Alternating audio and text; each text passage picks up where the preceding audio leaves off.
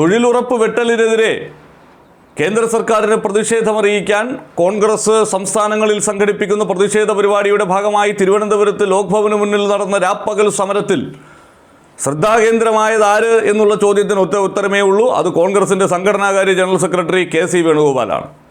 ഐഷ പോറ്റി കോൺഗ്രസിൽ ചേരാനായി അവിടെ എത്തിയതോടുകൂടി ഐഷ പോറ്റി വാർത്താമാധ്യമങ്ങളിൽ നിറഞ്ഞു നിന്നെങ്കിലും ഐഷ പോറ്റിയെ കോൺഗ്രസിലേക്ക് കൊണ്ടുവരുന്നതിനുള്ള ചർച്ചകൾക്കായി കൊടിക്കുന്നിൽ സുരേഷിനെയും പ്രതിപക്ഷ നേതാവ് വി.ഡി. സതീശനെയും ചുമതലപ്പെടുത്തുന്നത് മുതൽ അവർക്ക് പാർട്ടിയിലേക്ക് സ്വീകരണം നൽകുന്നത് വരെയുള്ള കാര്യങ്ങൾ ഏകോപിപ്പിച്ചത് കെ.സി. വേണുഗോപാലായിരുന്നു. എന്തായാലും പാർട്ടിയുടെ സംഘടനാകാര്യ ജനറൽ സെക്രട്ടറിയുടെ അനുമതിയില്ലാതെ ഒരു നേതാവിനും പോയി ഒറ്റയ്ക്ക് ചർച്ച നടത്തി തീരുമാനമെടുത്ത് അവരെ കൊണ്ടുവരാനൊന്നും പറ്റില്ലല്ലോ. കാരണം അത്രമേൽ ക്രൂഷ്യലായിട്ടുള്ള തീരുമാനങ്ങൾ ഐഷ പോറ്റിയുമായി ബന്ധപ്പെട്ട് എടുക്കേണ്ടതുണ്ട്. അപ്പോൾ അവിടെ കെ.സിയുടെ ഇടപെടലുണ്ടായി. പിന്നെ ഈ രാപ്പകൽ സമരം തുടങ്ങിയ ഘട്ടം മുതൽ അത് അവസാനിക്കുന്നതുവരെയും രാവെന്നോ പകലെന്നോ ഇല്ലാതെ രാപ്പകൽ സമരത്തിൽ രാവും പകലും സാന്നിധ്യമാവുക എന്നുള്ളതാണല്ലോ. സാധാരണക്കാരായ പ്രവർത്തകരോടൊപ്പം തൊഴിലുറപ്പ് തൊഴിലാളികളോടൊപ്പം നേതാക്കന്മാരോടൊപ്പം മുഴുവൻ സമയവും ആ പ്രതിഷേധ പരിപാടിയുടെ അമരക്കാരനായി നിൽക്കാൻ കെ.സി. വേണുഗോപാലിന് സാധിച്ചു. ശരിക്കു പറഞ്ഞാൽ കേരളത്തിലെ കോൺഗ്രസ്സുകാരെ സംബന്ധിച്ചിടത്തോളം ഇപ്പോൾ ഹൈലൈറ്റിലുള്ള ഒരു നേതാവ് കൂടിയാണ് കെ.സി. വേണുഗോപാൽ. തെരഞ്ഞെടുപ്പൊക്കെ അടുത്തിരിക്കുന്നത് കൊണ്ട് കെ.സി. വേണുഗോപാലുമായുള്ള സൗഹൃദം പുതുക്കാനുള്ള ആവേശം പല നേതാക്കന്മാരിലും പ്രകടമായിരുന്നു. അപ്പോൾ എന്തായാലും കെ.സി. ഹൈലൈറ്റായി നിന്ന ഒരു സമരപരിപാടി, ആ സമരപരിപാടിയുടെ രൂപം മുതൽ അത് എങ്ങനെയായിരിക്കണം മുന്നോട്ട് പോകേണ്ടത് എന്നുള്ള കൃത്യമായ ഒരു ആക്ഷൻ പ്ലാൻ കൂടെ ഇരുന്ന് നടപ്പിലാക്കാൻ കെ.സി. വേണുഗോപാലിന് സാധിച്ചു എന്നുള്ളതാണ്. സെൽഫി എടുക്കാനൊക്കെ വലിയ തിരക്കുകൾ അതൊക്കെ ചിത്രങ്ങളിലും വീഡിയോകളിലും ഒക്കെ കാണാമായിരുന്നു.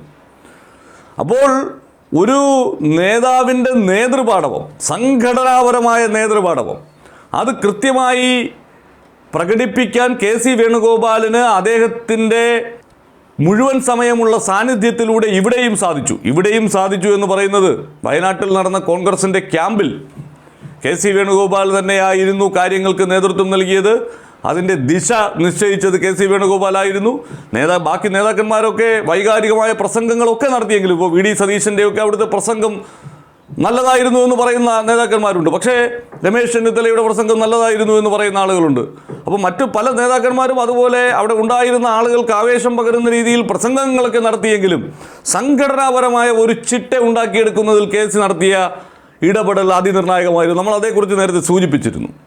അപ്പോൾ സംഘടനയെ സംഘടനയാക്കി മാറ്റുക, അതാണ് യഥാർത്ഥത്തിൽ തിരഞ്ഞെടുപ്പിലേക്ക് പോകുന്നതിന് മുമ്പ് ഒരു പാർട്ടിക്കുണ്ടാകേണ്ടുന്ന ഏറ്റവും പ്രധാനപ്പെട്ട കാര്യം. അതിനൊരു സ്വഭാവം ഉണ്ടാക്കിയെടുക്കുക. ആ സ്വഭാവം ഉണ്ടാക്കിയെടുക്കുന്നതിൽ കെ.സി. വേണുഗോപാൽ വിജയിക്കുന്നു എന്നുള്ളതാണ് ആ ക്യാമ്പ്.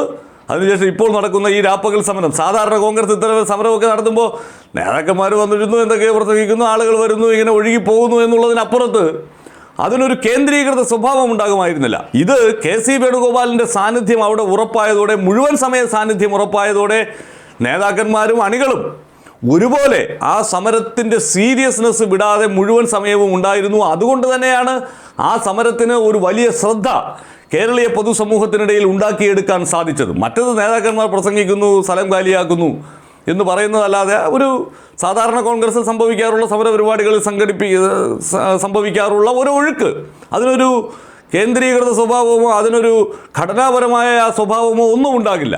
ഇടതുപക്ഷത്തിൻ്റെയൊക്കെ സമരത്തിൽ അങ്ങനെയല്ല സംഭവിക്കാറുള്ളത്. പക്ഷെ ഇവിടെ അതിനൊരു ഘടന ഉണ്ടാകുന്നു, അതിനൊരു കേന്ദ്രീകൃത സ്വഭാവം ഉണ്ടാകുന്നു, അതിനൊരു ലീഡർഷിപ്പ് ഉണ്ട് എന്നുള്ള കൃത്യമായിട്ടുള്ള ബോധ്യമുണ്ടാകുന്നു.